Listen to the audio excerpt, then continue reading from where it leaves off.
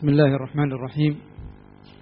الحمد لله الذي عمت رحمته وجلت قدرته وعظم إحسانه وترادف جوده وامتنانه. الحمد لله يغفر ذنبا ويستر عيبا ويكشف كربا ويغيث ملهوفا، وأشهد أن لا إله إلا الله، وأشهد أن محمدا عبده ورسوله صلى الله عليه وعلى آله وصحبه ومن سار على نهجه واقتفى أثره إلى يوم الدين. أما بعد، أيها الأحبة، يوم جديد وضيف جديد وموضوع جديد في خيمة من خيام الخير. يسر إخوانكم في المكتب التعاوني للدعوة والإرشاد وتوعية الجاليات بأبها استضافة شيخ طالما شنف الآذان عبر إذاعة القرآن، واليوم يحل علينا ضيفا كريما في هذه الخيمة بالصوت والصورة ليلقي محاضرته التي هي بعنوان التآلف الأسري.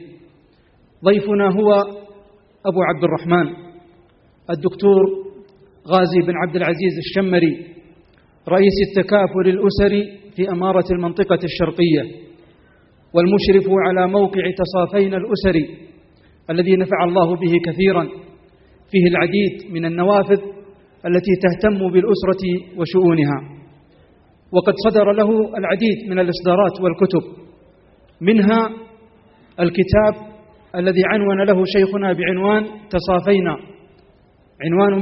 كتاب بعنوان تصافينا نحو بناء أسرة سعيدة، وكتاب آخر بعنوان المشاعر النبوية في الحياة الزوجية.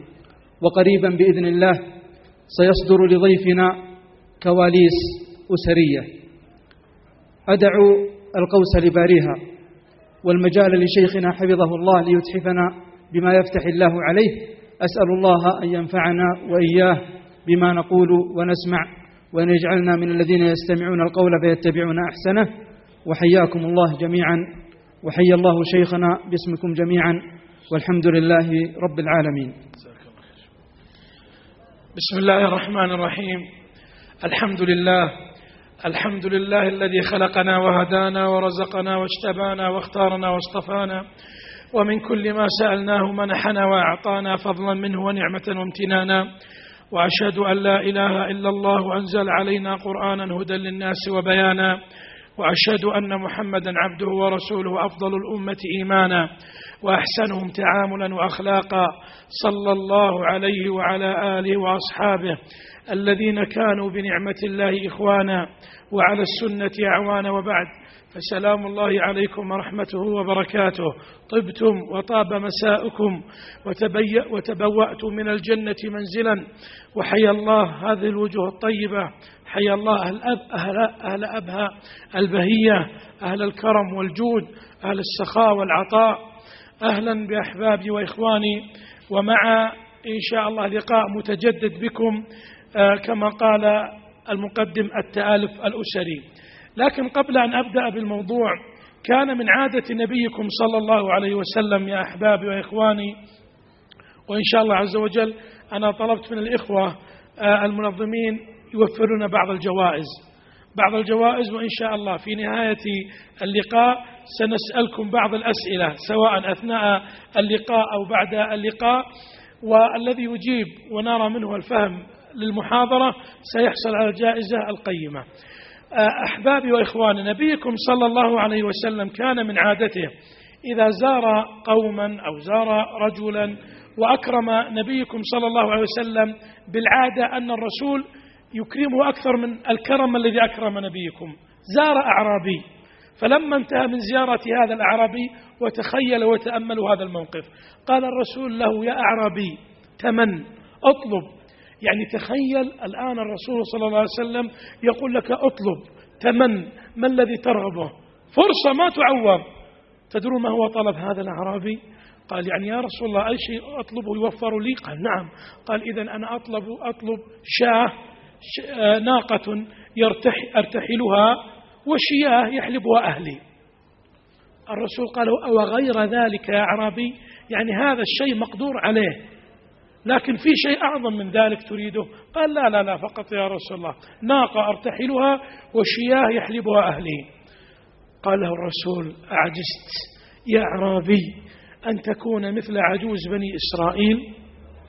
هنا جاءت فرصة الصحابة كانوا يفرحون بالأعراب، لأن الأعراب كانوا جريئين بالسؤال، كانوا ما يستحون يسألون الذي في خاطرهم، يسألون مباشرة. فقالوا الصحابة لنبينا صلى الله عليه وسلم: يا رسول الله، ما قصة عجوز بني إسرائيل؟ تدرون ماذا قال الرسول؟ اسمعوا ماذا قال. قال: إن ممن كان قبلكم من قوم موسى لما أراد أن يخرج من مصر أضل الطريق، يعني ضيع الطريق. موسى ومن معه من علماء بني إسرائيل لما ضيعوا الطريق قال العلماء: نعم تذكرنا يا كليم الله أن نبي الله يوسف، طبعا يوسف قبل موسى عليهم السلام جميعا، قد أخذ علينا عهدا أن لا نخرج من مصر إلا وقد أخذنا عظامه معنا. طبعا هذا كان خاص في شريعتهم، خاص فقط بهم. قال موسى: طيب دلوني على قبر أخي يوسف. قالوا: والله ما حد يعرفه إلا عجوز، فقط تلك العجوز التي تعرفه. قال: طيب دلوني على تلك العجوز. دلوه عليها، ذهب إليها فقال: دليني على قبر أخي يوسف. قالت: لا أدلك عليه إلا بشرط واحد. ما هو الشرط؟ موسى ظن أن الشرط يسير سهل نستطيع عليه فنقدمه. قالت: شرطي أني أكون معك في الجنة، أني أكون رفيقتك في الجنة. موسى غضب لأنه ما يملك هذا الشرط، ما يستطيع لهذا الأمر. فجاءه الوحي من السماء أن اعطها يا موسى ما تريد. تأملوا يا إخواني يا أحبابي الفرق بين همة تلك الأعرابي وهمة تلك العجوز. الأعرابي إيش همته؟ إيش كان يبغى يا جماعة؟ شياه وبل، هذه همة الأعرابي. أما العجوز ذي ما شاء الله همتها تناطح الثريا، تناطح السحاب، تريد جنة عرضها السماوات والأرض. وتلك الأسرة المسلمة التي هي همها الجنة. والله يا إخواني، من خلال عملنا في الإصلاح الأسري وتلقينا كثير من المشاكل، أنا بعطيكم آخر 24 ساعة من المشاكل. والله يا جماعة اليوم الصباح يعني إحدى الأخوات تقول: يا شيخ، فقط أنني قلت لزوجي يعني أنت بخيل علينا، يعني خيركم لأنا، أنت مقصر علينا، يعني من أين آتي بالمال؟ هل أسرق؟ هل أفعل كذا؟ تدرون ماذا كان الرد منه؟ أنه أخذ السلك. والله يا جماعة في كل جزء من جسدها أصبح خط أزرق تأديبا لها: لماذا قلت أنك تريدين المال؟ تخيلوا هذا الأمر. والأخرى أنا بعطيكم آخر 4 مشاكل. الأخرى تقول: يا شيخ ادع لي بالستر يا شيخ. قلت: الله يستر عليك وعلى نساء المسلمين. قالت: يا شيخ، أنا وقعت بخطأ وجرم كبير، وللبيوت أسرار ولا غيبة لمجهول. أنا أبي كل ما يأتينا أحد يتقدم لي يرفض وينتظر ما أدري من، حتى وأنا بشر أحتاج من يعفني، يحتاج إلى الستر، يحتاج إلى، حتى وقعت وخرجت مع شاب والآن فقط أغلى ما أملك، فادعوا لي بالستر والهداية والتوبة. هذه مشاكل 24 ساعة. المشكلة الأخيرة أن أحد الرجال، يعني لا تظنوا فقط النساء يشتكون، حتى أحد الرجال يقول: يعني والله يا شيخ الأكل أحسن أكل، والشرب والملابس والهدايا والسفريات، وزوجتي لا تقدر، وكل ما أردت أن أعزم شخص في بيتي والله أترجى تكفين طلبتك، حتى لدرجة أهلي أمي إخواني والله العظيم أقول حتى نأتي بالأكل من المطعم لا تعملين، أقول لك ما حد يدخل، أنا ماني فاضية. يعني كيف أصنع بهذا المرة وأنا عندي من الآن كون من الأولاد؟ هل أطلقها؟ هل أتزوج عليها؟ هل مصائب. لذلك يا أحبابي ويا إخواني، من خلال ما مضى وعنوان لقائنا معكم اسمه التآلف الأسري، وجدت أن مشاكل الناس لا تخرج من خلال 3 أمور. ركزوا معي، ركز يا متزوج، وركز يا المقبل على الزواج، لأنكم راح تستفيدون. هذا كتاب تصافينا إن شاء الله نوصل مكتبة العبيكان، وكتاب كواليس أسرية الآن سيصدر قريبا، جعلت فيه 10 مشاكل هي من أقوى المشاكل التي تردني والتي تحتاج منكم إلى استيعاب. يعني الثلاثة أمور وجدت أن مشاكل الناس لا تخرج منها. أولا وجدت أنه ما في إخلاص للحياة الأسرية والحياة الزوجية. يعني الزوج يقول لزوجته، يعني وخاصة في مواسم الصيف، يعني يسافر ويذهب ويأتي ولا يخبر المرأة إلى أن يذهب، وربما والعياذ بالله يخون. والمرأة تعرف الرجل إذا خان. أنت لما تجلس بجوار زوجك ويؤلمك ضرسك تخرج منه رائحة تعرف أن عندك ألم. يعني ما في إخلاص للعلاقة الزوجية. دي المرأة تخرج أسرار البيت وهي خراجة ولاجة، والزوج يسافر ويضحك ويمرح ويفرح مع أصحابه وما في عنده إخلاص، مع أن خيركم لأهله، واللي ما في خير لأهله لن يكون له خير للغير. الأمر الثاني يا جماعة أنه لا يوجد تكيف. يعني أنا استغرب من يعني امرأة تقول يا شيخ أنا عندي مشكلة وأنا كذا، لما تذكر مشكلتها نحن كمستشارين عندنا أسئلة معينة لابد أن نسأل فيها السائل: كم عمرك؟ كم عمر زوجك؟ أين يعمل؟ كم مدة الزواج بينكم؟ هل أنت تقربين له أو كذا؟ أسئلة عامة حتى وهذا ما يسمى في علماء النفس يسمونه دراسة الحالة. نأخذ دراسة سريعة حتى نستوعب القضية. أجد امرأة تقول والله متزوجة من 20 سنة وإلى الآن زوجي أنا ما أدري. يعني 20 سنة معقولة امرأة ما عرفت إلى الآن مفتاح قلب زوجها؟ يا أحبابي منذ قليل والله العظيم قبل أن آتيكم بساعة يعني رجل عمره بال30 وزوجته بال23 تقول يا شيخ أنا حدث بيني وبين زوجي مشكلة، هي المرأة تقول، وقرر أنه يطلقني لأنه يقول نحن ما تفهمنا، نحن بيننا تباعد في العمر. قلت كيف تباعد بالعمر؟ 17 سنوات ما في تباعد، لكن ما فيه الأمر الثالث فهم لنفسية الآخر، ما في تكيف مع الطرف الآخر. يعني تخيلوا مشكلتهم علشان أنها عندها زواج لبنت عمها وتقول لابد أن تشتري لك لبنت عمي طقم ذهب، أنت بخيل، أنت ما تقدر، أنت. ولما سألتها بعض الأسئلة والله يا جماعة يعني نزلها واشترى لها الطقم وراح، أسبوع ما كلمت، تقول ما كلمني، يقول نحن ما نصلح لبعض، أنت ما فهمتين وأنا ما فهمتك. فسألتها يعني خلال أسبوع إيش فعلتي مع زوجك حتى ترضينه؟ تقول والله ما كلمته 5 أيام متتالية.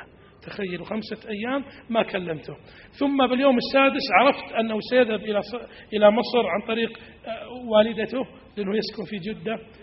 فقلت له فتقول كلمته فقلت له بنتك مشتاقة إليك، ما ودك تمرها قبل أن تذهب؟ شوف يعني ببرودة. بالله عليكم هذه الآن قلت له يعني هذا الكلام اللي عندك كم سنة تزوج؟ تقول والله الآن متزوجين يعني 5 سنوات. يعني 5 سنوات معقولة ما عرفت إيش زوجك يحب ويكره؟ أرسلت رسالة عاطفية رومانسية لزوجك؟ قالت لا. طيب قلت له إن بنتك مشتاقة لك ليش ما قلتي أنا مشتاق لك قبل بنتك؟ تقول ها يعني مستحي منا ولا صراحة؟ بالله عليكم هذه التراكمات وهذه الأمور ما تسبب مشاكل، ما تزيد الطين بالله، ما تسبب يعني. لذلك سنعيش معكم قصة حب عفيفة شريفة لطيفة ما مر على التاريخ مثل تلك القصة، وفيها من العظة والعبرة. إذا سمعتموها أجرتم، إذا قرأتموها أجرتم.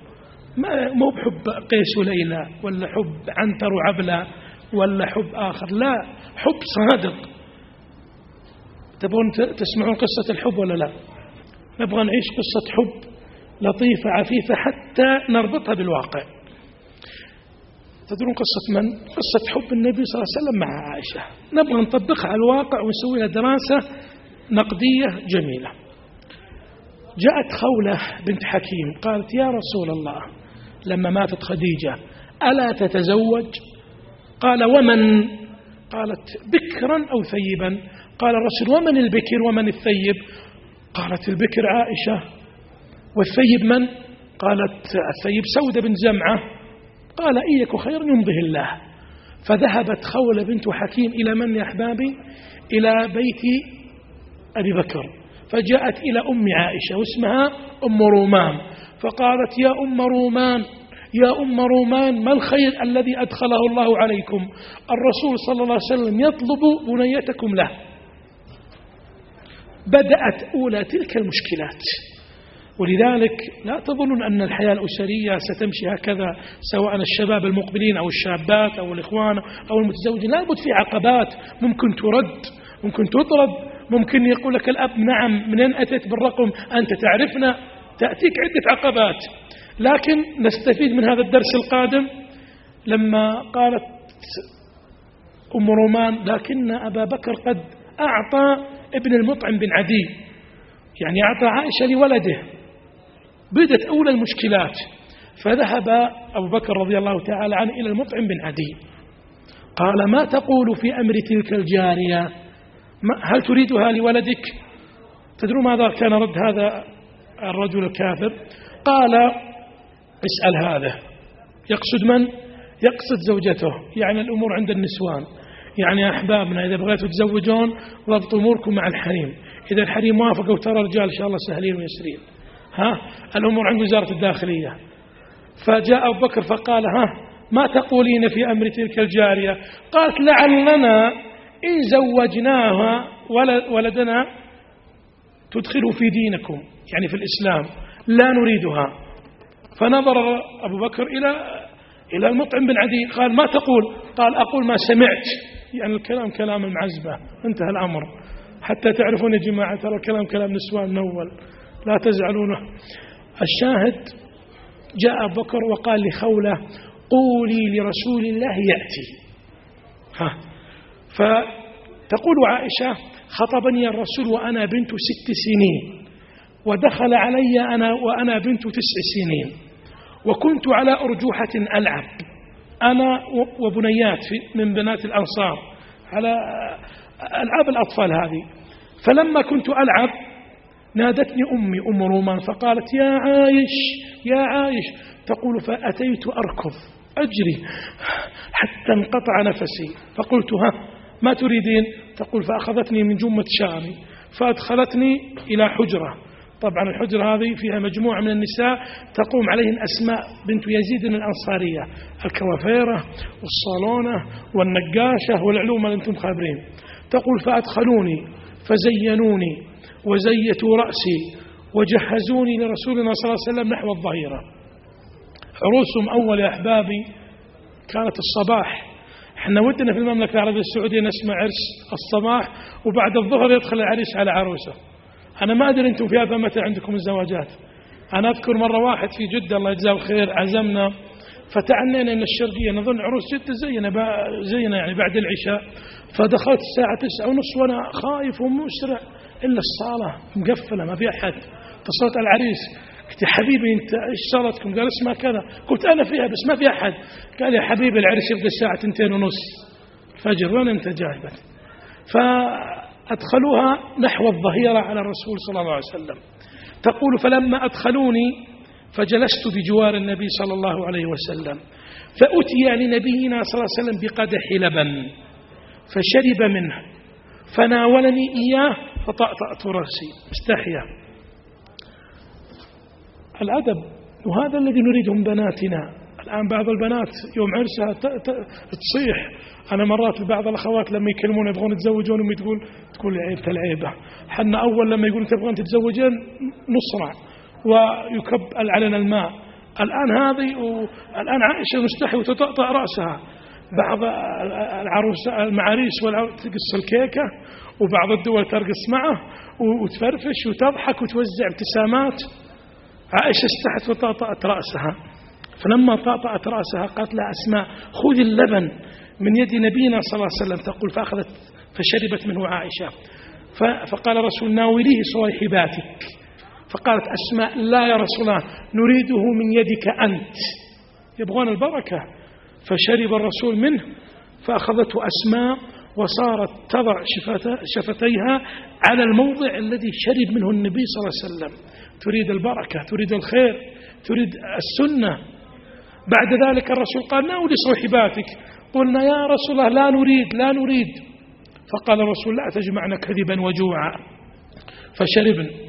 الآن بدت الحياة الأسرية، بدت الحياة الزوجية. تقول عائشة لما سألها عروة يا خالة ماذا كان يبدأ الرسول عندما يدخل إليكم في البيت؟ ماذا يبدأ؟ تقول كان يبدأ بالسواك، وكان يسلم، وكان رائحته طيبة. يا جماعة والله العظيم ترى من بعض أسباب الطلاق الرائحة الكريهة. بعض الرجال لو يمر بجواره قط ربما يموت من رائحته. أنا أعرف امرأة والله يا جماعة يعني فتاة أمها كلمتني قالت يا شيخ بنتي صار لها شهر وتقول أنا ما يمكن أعيش مع هذا الرجل أبغى الطلاق. فقلت للأم اجعلي بنتك تكلمني وأنا أتفاهم معها. قالت تقول لا. قلت ألزميها. فلما كلمتني البنت قلت يا بنتي ما تعلمين حديث النبي صلى الله عليه وسلم أن أي امرأة سألت الطلاق من غير بأس حرام عليه راحة الجنة؟ الطلاق مش هين بالسهولة تتصورينها.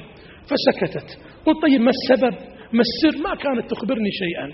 فسألتها سؤال، أعطيتها يعني سؤال استراتيجي. قلت أبغى تجيبني على هذا السؤال، كيف أنت معه في الفراش؟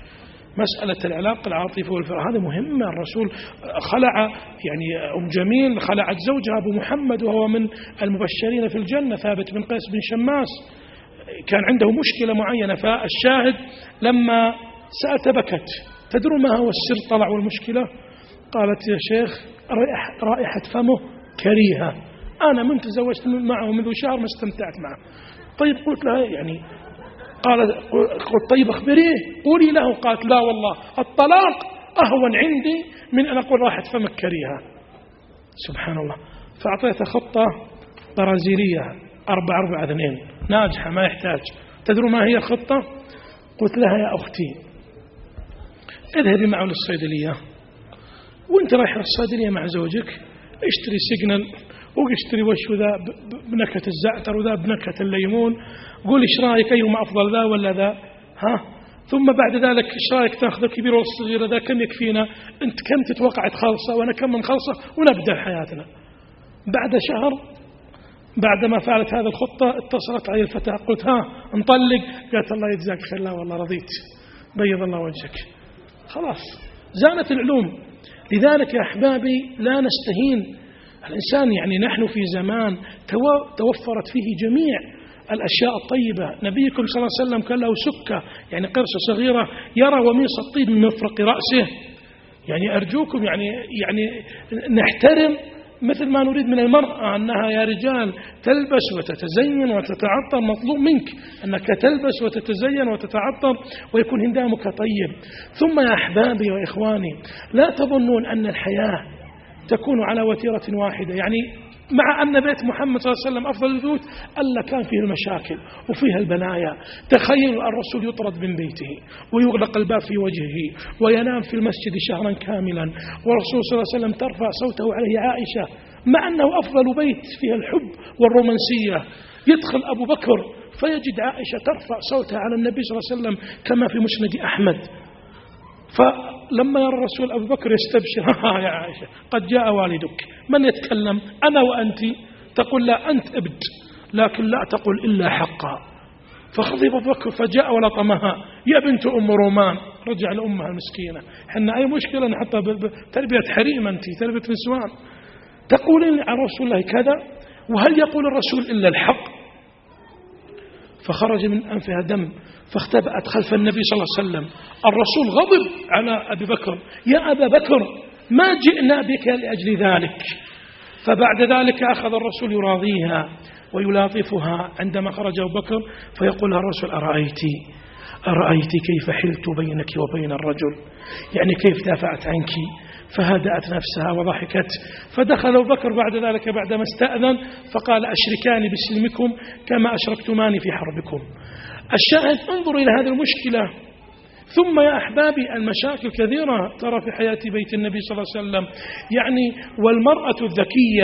المرأة الذكية والحصيفة تعرف تصل إلى قلب زوجها بالكلمات الجميلة والعبارات اللطيفة. وبعطيكم أمثلة وسنأخذ واجب. الآن عندكم واجب بعد قليل وتمرين عملي ستطبقون هذا التمرين والله يعينكم علينا.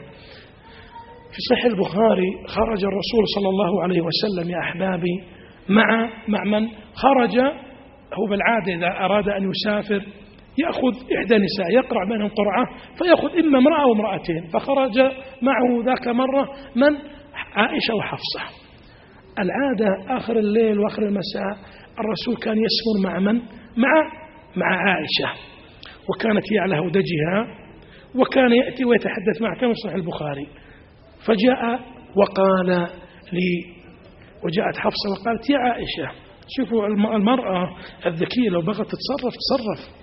قالت يا عائشة ما رأيك أن تجربي بعيري وأنا أجرب بعيرك؟ قال بعض شراح الحديث قالت لأن بعيري أشد وطأة وأفضل جلسة، فقالت حسنا. فأخذت عائشة بعير من؟ حفصة، وحفصة أخذت بعير من؟ عائشة. بعد ذلك يا أحبابي يا أخواني لما جاء الليل فدخل الرسول وسلم وإذا بالهودج من؟ حفصة، فسكت الرسول صلى الله عليه وسلم وأخذ يسمر معها. لما مضى الوقت تذكرت عائشة أن حبيبها ما جاءها، فنزلت من على بعير حفصة وفي نبات يقال له الإذخر، فركت رجلها بهذا النبات وقالت يا رب حية أو عقرب تلدغني، ماذا أقول هذا هو رسولك.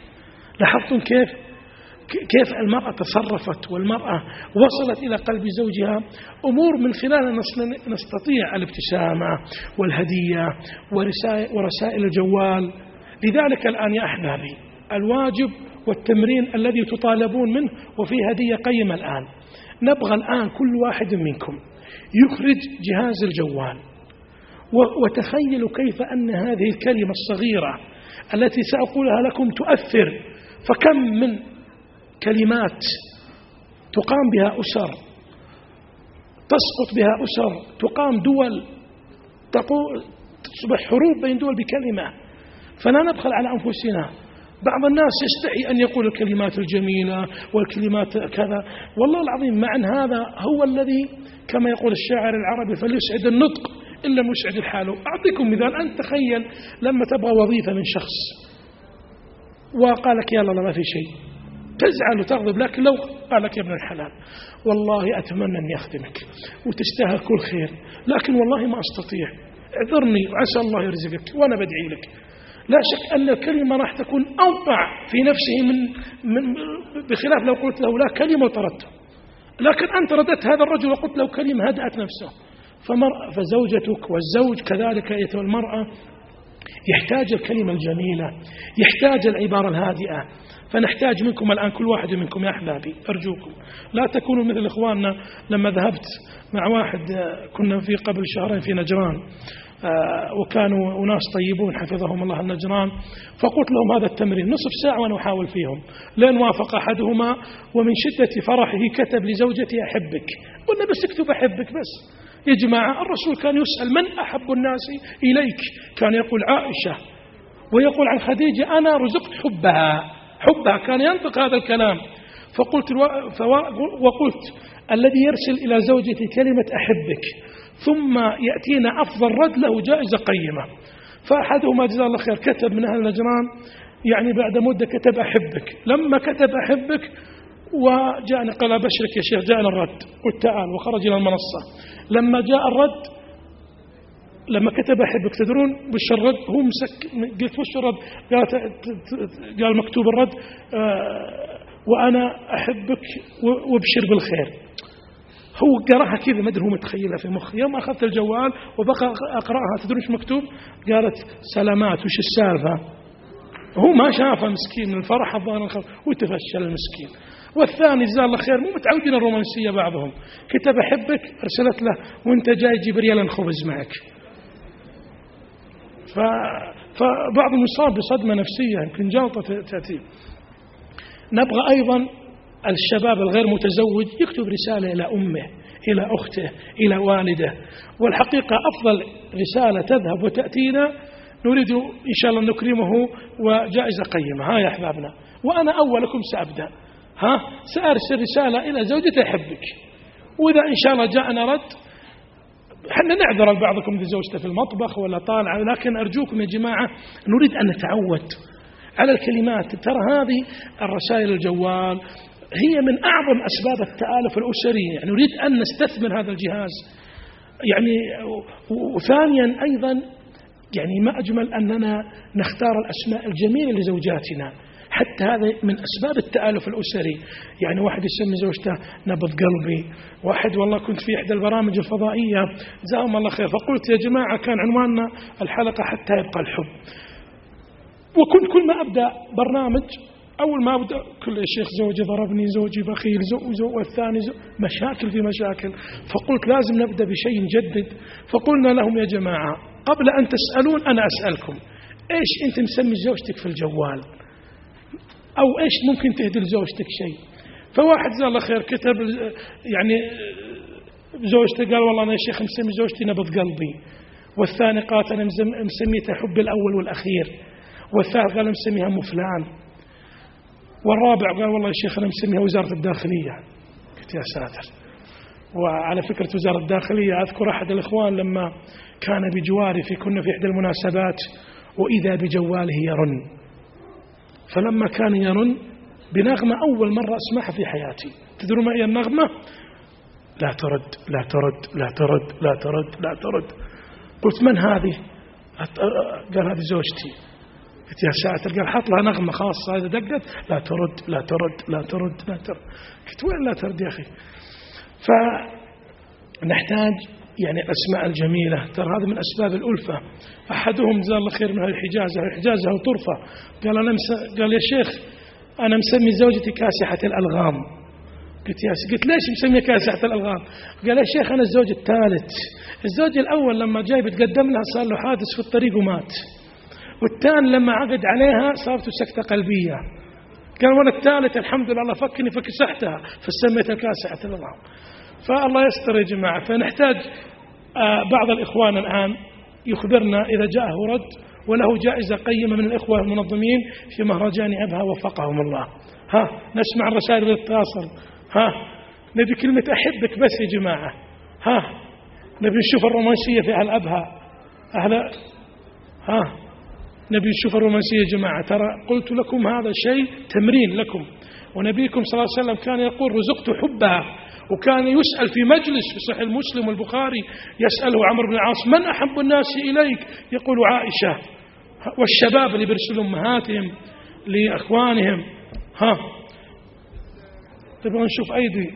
والله وأنكم عندنا في الشرقية لا تشوفون الأيدي كذا أهل البحر، ما أدري أنتم أهل الجبال شوية الظاهر. لا تخلوني أخذ فكرة عنكم أنكم ناشفين. تفضل حياك اطلع.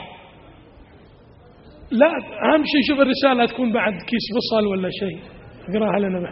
اطمئن تفضل خلينا نشوف. اطلع إن شاء الله بنشوف الرومانسية. اثنين اطلعوا يلا وجهزوا الهدايا ما شاء الله نتعرف على الإخوان.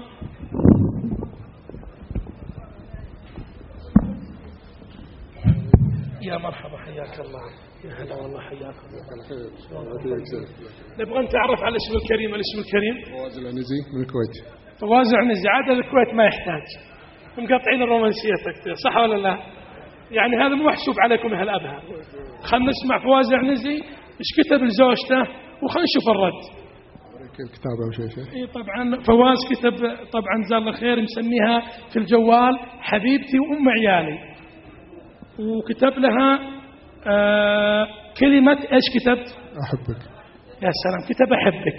ايش الرد اللي جاء من زوجة أخونا فواز العنزي؟ نبي نشوف الرد. قالت ايش كتبت؟ قالت وأنا أحبك جنم يا قلبي. يا سلام. طيب ما في تحية عندكم ولا ما يجوز؟ تصفيق يا جماعة تحية.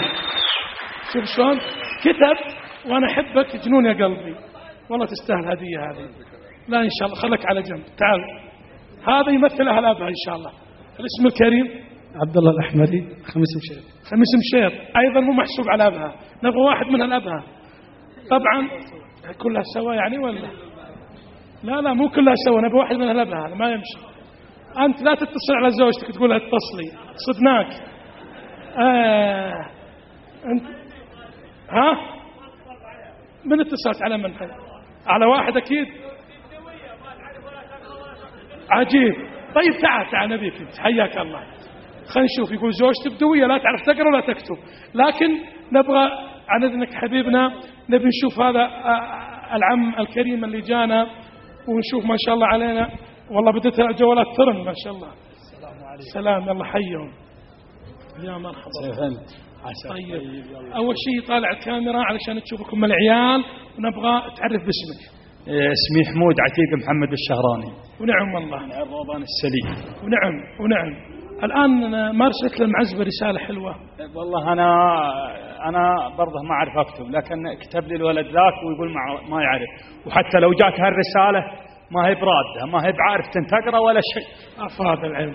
طيب تخيل لو إني جيت ها بقول أنت أرسلنا لك رسالة بغينا ربك تردين علينا، ربح نحصلنا على جائزة. ما تستاهل أم العيال. طيب تخيل أم العيال الآن عندك، شو تقول لها؟ دخلت عليها في البيت، نبغى أفضل كلمة لزوجتك، شو تقول لها؟ أما بالنسبة لزوجي، أنا لزوجتي فأنا يعني مسالم معها. تحبها؟ أحبها حب جميل، وهي 75%. طيب تحية يستاهل عمنا. لا إن شاء الله. طيب أجل ودك تعرس عليها ولا لا؟ لا بتحملها لأنها أم عيالي وقدني أنا كبير في السن. يمكنها موجودة في مخيمة النساء. موجودة. لا ما هي موجودة. الله يحفظك. تستاهل يا العم الكريم هذه الهدية الحلوة. تستاهل كل خير إن شاء الله. مع السلامة. حياك الله. بنشوف الآن حبيبنا عبد الله الشهراني. عبد الله الأحمري من الخميس مشيط أرسل رسالة لزوجته، أرسل لها أحبك. خلينا نشوف ايش كتبت بالضبط. اللي كتبت أنا؟ أنا كتبت أحبك. طيب ايش الرد اللي جاء من زوجتك؟ الرد أنا نبي نشوف الرد. لا تعطينا رسالة قديمة. انتبه نشوف التاريخ. أحدث رسالة وصلت. ايش قالت؟ بحق أنت أغلى إنسان في حياتي. يا سلام. تحية يا جماعة. تقول بحق أنت أغلى إنسان في حياتي. والله يستاهل. شفت يعني يا فواز العنزي أنت من الكويت، ترى عندنا رومانسية في السعودية، لا تظنون بس أنتم من الكويت. نعم. طيب نبغى رسائل من الأبها. احنا شفنا عسير وشفنا بس يا جماعة، شفنا خميس مشيط وشفنا الكويت وبس. تفضل يا حبيبنا تستاهل. تفضل يا شيخ. نبغى هاي يا جماعة، نبغى واحد أرسل إلى أمه، أرسل إلى أخته، أرسل إلى والده. تعالوا يلا هناك. تفضلوا يلا. الهدايا ترى الهدايا طيبة مرة. تفضل الشيخ تستاهل كل خير. تفضل يلا. الله يحفظكم إن شاء الله. تفضل. نبغى نشوف ونبغى. والله هذا شايب ما شاء الله عمره، والله ما شاء الله الشيبان طلعوا عندهم رومانسية أفضل من الشباب. في السالفة الشباب يستحون ولا نسائهم ماشي. يلا حيهم. كيف حالكم؟ يا مرحبا الشباب. أنتم شباب، أنتم شيبان خلاص. يلا حيهم. أول شيء عرف اسمك. علي حسن محمد. من وين أنت؟ من أبها. خلينا نشوف الأبها. والاسم الكريم؟ جابر مريع عسيري. ما شاء الله. والاسم الكريم؟ علي حسن الأسمري من حي العسيري. يا سلام. عندنا الآن في جميع ربع بلادنا. وأهلا بعمنا وأهلا بالطيب. حياكم الله. السلام عليكم. وعليكم السلام. مرحبا. يا مرحبا. الله تحفظ يا رب. كيف حالك؟ أهلا بعمنا. أنا ما جيت أبغى أسلم عليك لأني أتابع محاضراتك وأعرفك. الله يحفظك. التلفزيون. الله يبارك فيك. وحن وعيالنا مرتاحين وبس أنا أحبك. أحبك الله. طيب نبغى أشوف هذا التلفزيون. الله يطول عمرك. نبغى وصية توصي العيال. أنت يا عم إنسان مريت بتجربة. طالع الكاميرا طالع عمرك. تقول لي يا عم يمكن إذا عمرك أنا في 50 وأنت في 75. لا الله يحفظك. كم كنت عمرك؟ لا أنا أبد كم قدك؟ ما عليك من هذه ما عليك. أنت عمرك يعني فوق 20 سنة. لا كم؟ والله إن شاء الله 60 إن شاء الله. ما شاء الله. وأنت 70. لا والله ما جيت محبة الحين. الله يطول عمرك. يعني دائما محاضرات تسمع. الله يرضى عليك. يا الله موفقك. نبي نعطيك هدية لما ما جيت لا لازم. والله ما جيت أبغى أسلم عليك. لا ضم العيال تونسها الليل يا طويل العمر. تكفى. مونسين ومرتاحين. لا نبغى هدية أم عيال. ما جيت أبغى أسلم عليك. لا تفضل هالهدية. لا لازم. والله ما جيت أبغى أسلم. لا ضروري هذا. يمكن خلاطة عصير ضبط لك عصير برتقالي إن شاء الله. ما جيت أبغى أسلم عليك. الله يطول عمرك. شكرا. نبي نشوف حياك الله الاسم الكريم. محسن عداوي بيش جيزان. ما شاء الله. الآن عندنا من جيزان ومحايا العسير وابها والعلوم الطيبة. ايش كتبت في الجوال؟ كلمة أحبك. كتبت لزوجتك أحبك. أحبك. طيب وإيش الرد اللي جاء؟ والله أنا عندي 3 زوجات. ما شاء الله. أنت خلك على جنب أنت. 3 زوجات عندك على جنب أنت بلك جلسة خاصة أنت. تبي نشوف خلك على جنب لحظة. وبعدين هل الرجال عادل يا جماعة؟ هل أرسل زوجات ال3 صح ولا لا؟ أو هل أرسل الصغيرة وترك الكبار؟ نبي نسأل صح ولا لا؟ العدل مطلوب. حياك الله تفضل. أول شيء كلمة أحبك أرسلتها لزوجاتك ال3 ولا بس الأولى؟ لا ال3. ماشي. طيب كلهم ردوا عليك ولا في ناس ما ردوا؟ والله 2 ردوا، وواحدة الظاهر جوالها ما هو معاه. أجل اللي ما ردت هي تستاهل الهدية. ايش رايكم؟ طيب خلينا نشوف رد زوجاتك. نعم. الأولى ولا الثانية الآن؟ طبعا في واحدة. قولوا ما شاء الله يا جماعة، لا تعينون الرجال بس ينام في المسجد اليوم احنا ناقصين ترى. طبعا في واحدة طبعا التنكيت والضحك. جميل. قالت لي كملت رصيدك. أخليت رصيدك، يعني كلفت نفسك كثير يعني. إن شاء الله خير. هذه ما خل الجوال، خلنا ناخذ هذا الرجال. يعني هذه الزوجة الظاهر زعلانة عليه، تقول كلفت نفسك يعني. نعم. الله يعينك. هذا شكلها الأولى ذي. لا هذه الثانية خربت عليها. الأولى في المخيم. إيه الأولى والثالثة. نعم. قالت قليل إن قلت أحبك، قليل إن قلت أغليك، أنت حياتي كلها. يا سلام يا جماعة، يا سلام والله، يا سلام عليك. على فكرة يا شيخ، ولدي معي هنا أرسل لي رسالة قال لي موفق، أكيد بترسل لك عمتي فلانة. يا سلام عليك. لا يستاهلون والله ما شاء الله. الله يحفظكم ويسعدك. خلك على جنب ونبي نعطيك هدية. تفضل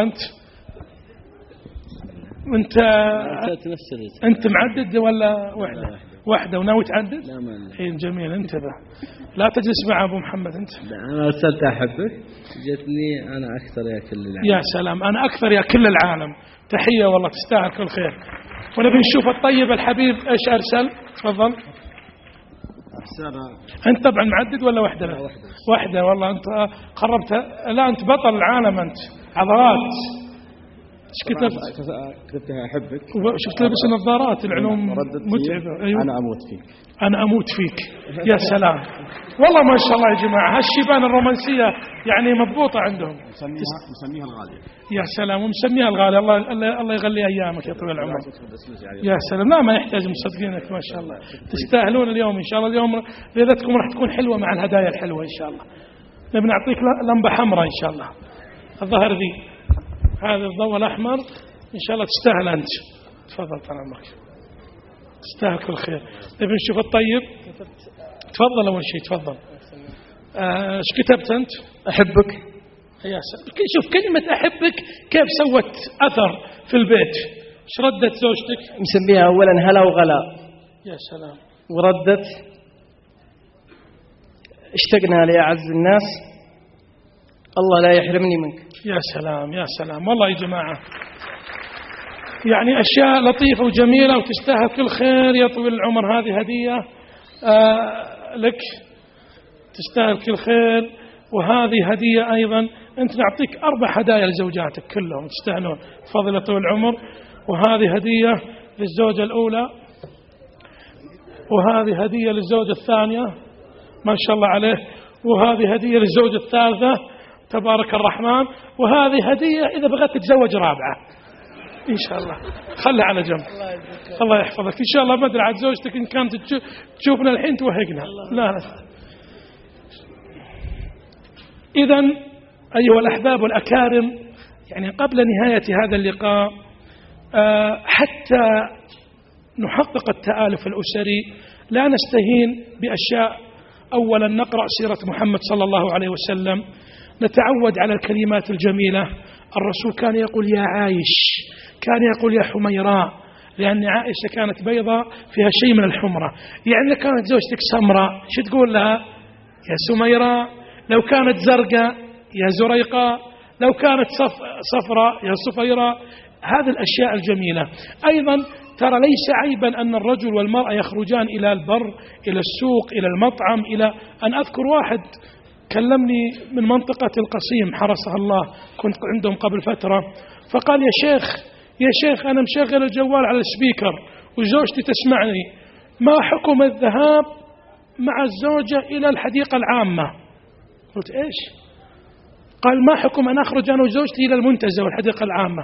قلت ما فيها شيء. قال يا شيخ الحديقة العامة اختلاط وكذا. قلت يا حبيبي أنت عايش في كوكب زحل، أنت الحديقة العامة تخرج أنت وزوجتك إلى السوق، إلى المطعم، إلى المنتزه، إلى الجبل.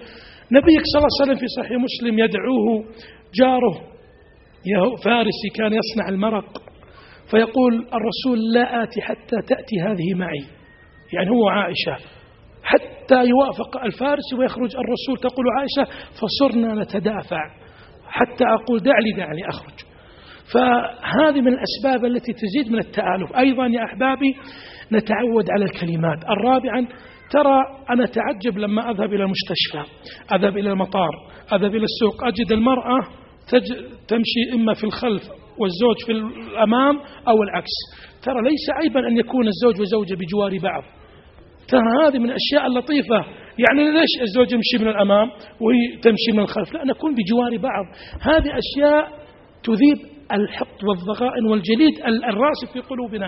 هذه أشياء ما تكلفنا شيئا.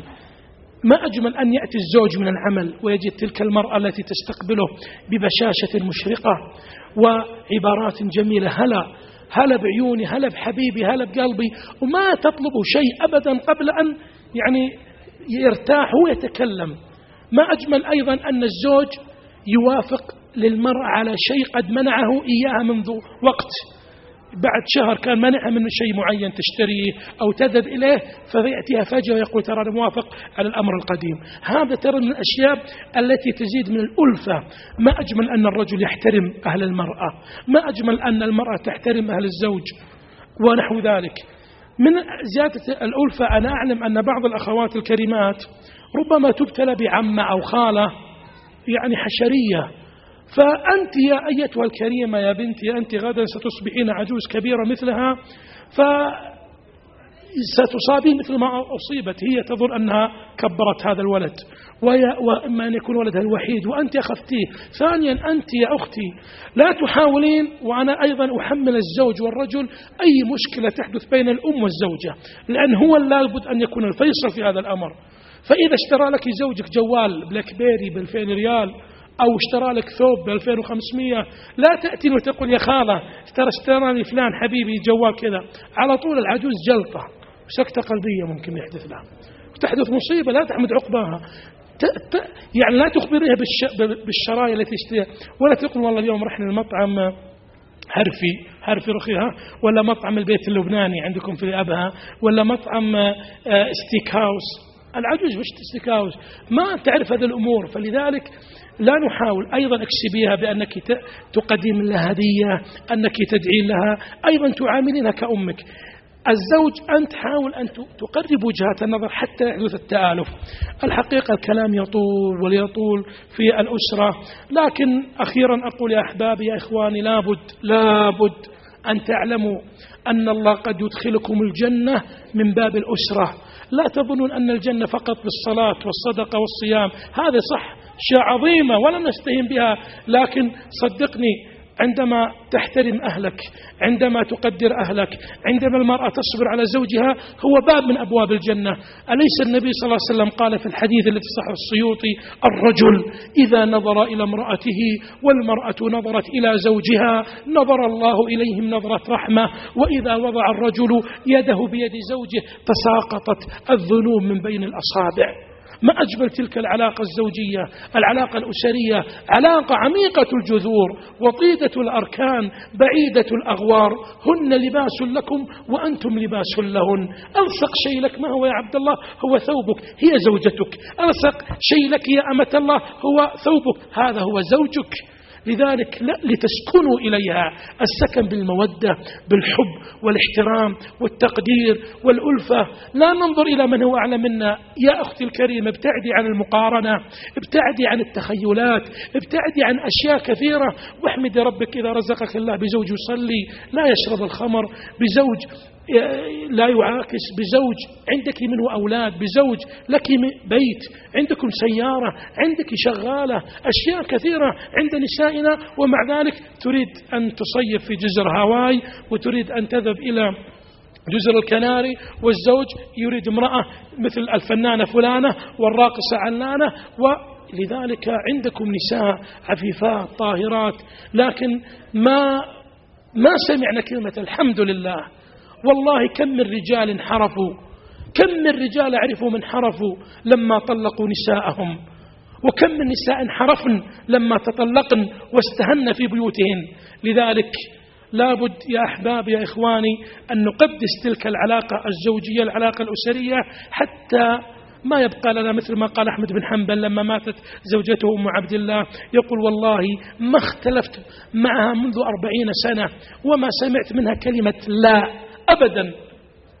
أسأل الله عز وجل في نهاية هذه الكلمة أن يوفق كل زوجين، وأن ييسر أمر كل عروسين، وأن يديم علينا وعليكم المحبة والاستقرار والهدوء والرفق، وأن يجعل ربي بيوتنا بيوت ستر، وأن يرزقنا وإياكم الذرية الصالحة، إنه أعظم مأمول وأكرم مسؤول. وجزاكم الله عنا كل خير، أدام الله السعادة في بيوتكم، أدام الله العز في دياركم. شكر الله إمارة عسير وعلى رأسهم سمو الأمير فيصل بن خالد وسمو وسعادة وكيل الإمارة وكل القائمين على هذا المخيم على هذا الجهد الطيب وعلى هذا المصياف الجميل في مدينة أبها البهية.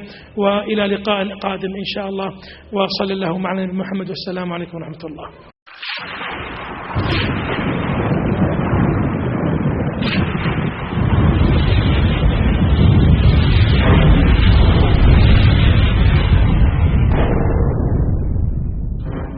أبها السياحية، أبها الدعوية، أبها السياحية، أبها الدعوية، سياحية دعوية حيوية نوعية، سياحية دعوية حيوية نوعية. أبها الدعوية تدعوكم كل عشية بمناشطها الحيوية وبرامجها النوعية. قيمة أبها الدعوية تدعوكم كل عشية بمناشطها الحيوية وبرامجها النوعية. هي للأسرة كالشمعة تجمعكم أجمل جمعة، يا من ترجون المتعة ببرامج إسلامية. جمعت بين الإمتاع وجميل حديث الداعي واللهو بغير ضياع ومعارض إبداعية. جمعت بين الإمتاع وجميل حديث الداعي واللهو بغير ضياع ومعارض إبداعية. أبها الدعوية، تدعوكم كل عشية بمناشطها الحيوية وبرامجها النوعية. قيمة أبها الدعوية تدعوكم كل عشية بمناشطها الحيوية وبرامجها النوعية. هي للأسرة كالشمعة تجمعكم أجمل جمعة، يا من ترجون المتعة ببرامج إسلامية. تدعو للهدي السامي وفق الدين الإسلامي دون غلو هدامي أو أفكار غربية. تدعو للهدي السامي وفق الدين الإسلامي دون غلو هدامي أو أفكار غربية. خيمة أبها السياحية، خيمة أبها الدعوية تدعوكم كل عشية بمناشطها الحيوية وبرامجها النوعية.